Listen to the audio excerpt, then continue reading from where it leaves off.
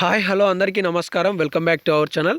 తెలంగాణ రాష్ట్రంలో రైతు భరోసా పథకానికి సంబంధించి రాష్ట్ర ప్రభుత్వం ఒక తీపి కబురునైతే తెలియజేసింది. మొత్తానికి 6,000 రూపాయల రైతు భరోసాను రేపు ఏ ఏ జిల్లాలలో ఎన్ని ఎకరాల వరకు ఇవ్వబోతున్నామనే సమాచారానికి సంబంధించిన అప్డేట్స్ అయితే వచ్చాయి. మనం ఈ వీడియోలో చాలా స్పష్టంగా తెలుసుకుందాం. అయితే రాష్ట్ర ప్రభుత్వం ఎన్నికల హయాంలో 7,500 రూపాయల రైతు భరోసా అని చెప్పేసి మొన్న జరిగిన క్యాబినెట్ మీటింగ్లో 6,000 రూపాయలను ఇవ్వబోతున్నామని చెప్పేసి ప్రకటించింది. దీనికి సంబంధించి ఆర్థిక శాఖ పూర్తి స్థాయిలో నిధుల సమకూర్చున్నామని చెప్పేసి ఒక అప్డేట్ని అయితే ఇచ్చారు. సో ఇది నిన్న జనవరి 9కి సంబంధించిన అప్డేట్ అయితే చూసుకోవచ్చు అనమాట. ఈ అప్డేట్ ఈరోజు జనవరి 10కి దినపత్రికలలో రావడం జరిగింది. రైతు భరోసాకు 8,400 కోట్ల రూపాయలను సర్దుబాటు చేస్తున్నట్లుగా మీరు సమాచారాన్ని చూసుకోవచ్చు. దీంతో పాటుగా అదే రోజు ఇందిరమ్మ ఆత్మీయ భరోసా, అంటే ఇక్కడ రైతు భరోసా ఏమో సాగు చేసే రైతులకి, ఇందిరమ్మ ఆత్మీయ భరోసా ఏమో సాగు చేయడానికి కనీసం భూమి లేని వారికి. ఇవి ఏమో 6,000 రూపాయలే, ఈ పథకం కూడా 6,000 రూపాయలే.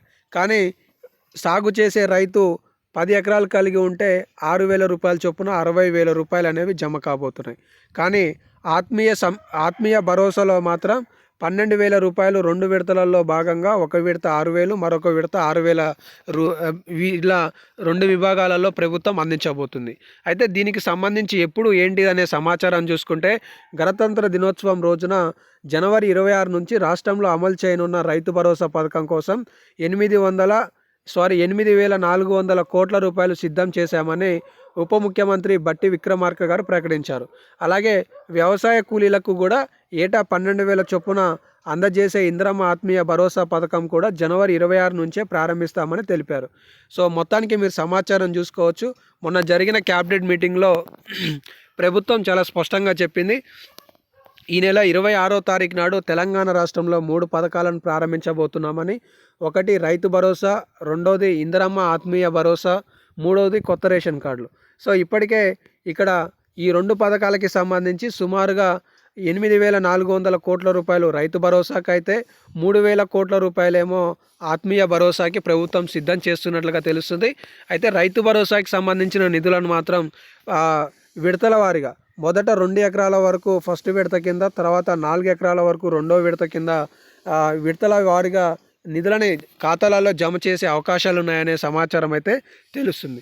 సో ప్రస్తుతానికి ఇంకొన్ని లేటెస్ట్ అప్డేట్స్ చూసుకున్నట్లయితే, సర్వే ఆధారంగా రైతు భరోసా ఇవ్వబోతున్నామని చెప్పారు.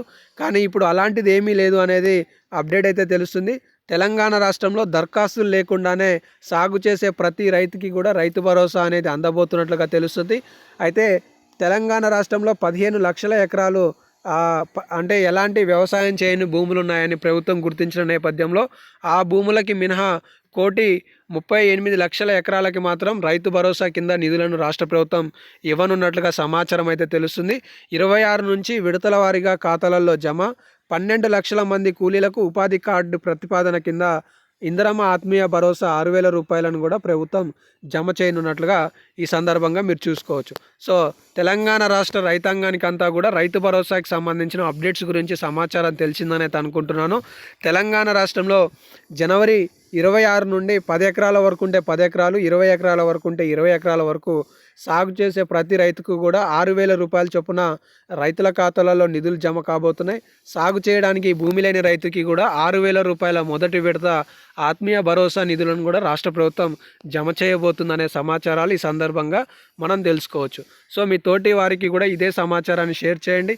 ఇలాంటి అప్డేట్లు మిస్ కావద్దు అనుకుంటే మన ఛానల్ని సబ్స్క్రైబ్ చేసుకోండి. ధన్యవాదాలు.